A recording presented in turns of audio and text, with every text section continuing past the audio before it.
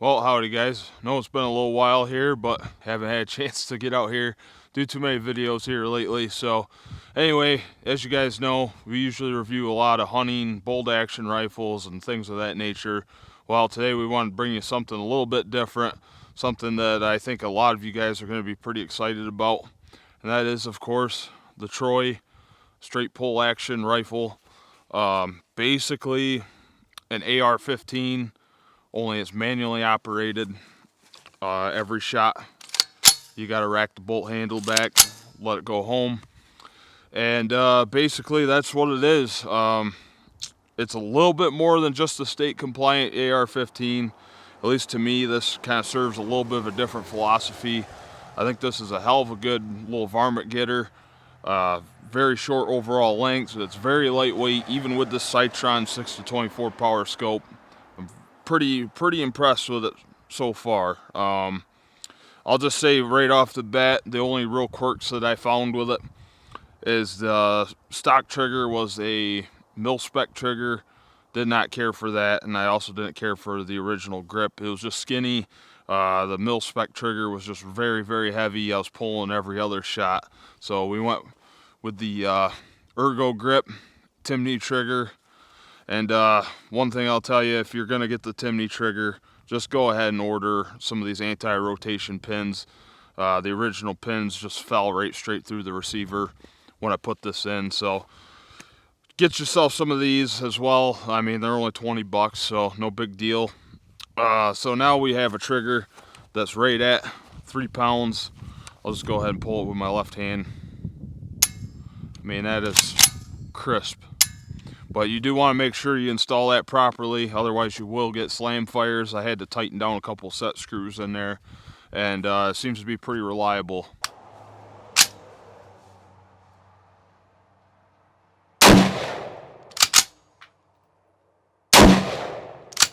Shot right over it.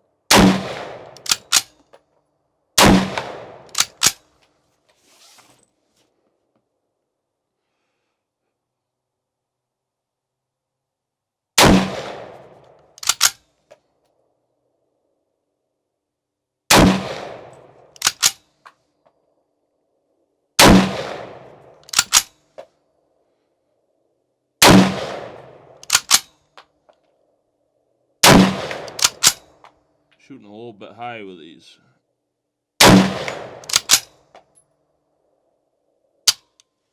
That's it. So one of the biggest benefits of this rifle is obviously nice and lightweight compared to, similar AR-15s.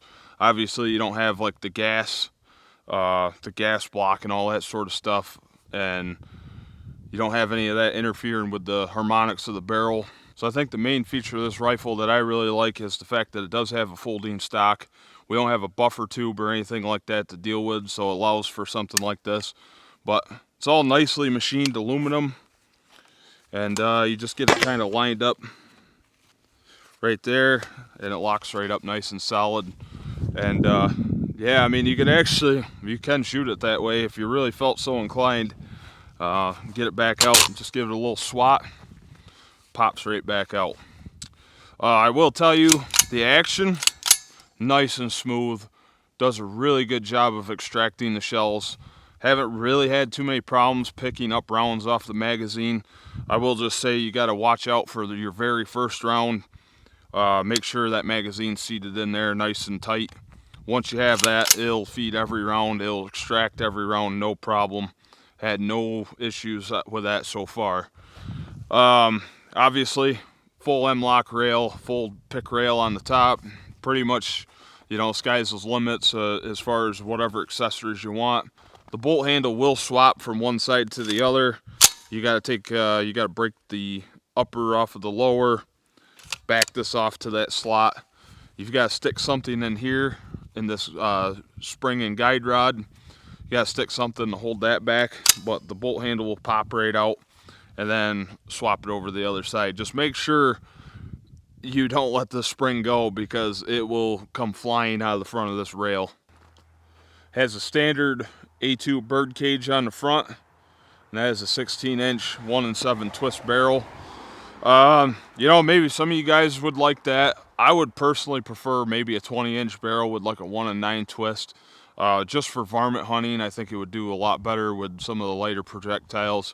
And as you'll see when we talk about accuracy, this rifle is going to obviously prefer some of the heavier bullets, you know, 60 plus grain. I've got some 77 grain tip match kings as well that I tried out. And yeah, I mean, it's not going to want to shoot the 55 grain bulk pack stuff all that well. Although I did have a couple exceptions to that rule with Frontier ammo. But yeah, other than that, I mean, pretty cool rifle overall. Nice lightweight, nice and short. Definitely something that you guys might want to consider, especially if you're in a state that doesn't allow you to own just a regular AR-15. I think this is a pretty decent compromise to that.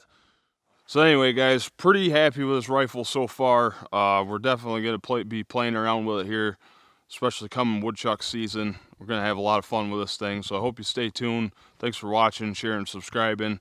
And of course, thank you guys who stuck with us on our Patreon, supporting us on there, and also joining us right here on YouTube is another great way to support us. We really appreciate it. Have a good one, guys.